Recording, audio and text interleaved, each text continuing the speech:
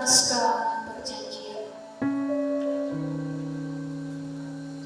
Pada hari ini, Selasa, tanggal 9 bulan November tahun 2021, di hadapan Tuhan dan sidang jemaatnya di Jemaat Pemata Anak Asisten DE, saya yang bertanda tangan di bawah ini, nama Udita Hasedan, berjanji bahwa dalam pelayanan gereja sebagai pendeta, saya akan menaati firman Tuhan sebagaimana diterangkan dalam pengakuan gereja Toraja dan tanda gereja Toraja.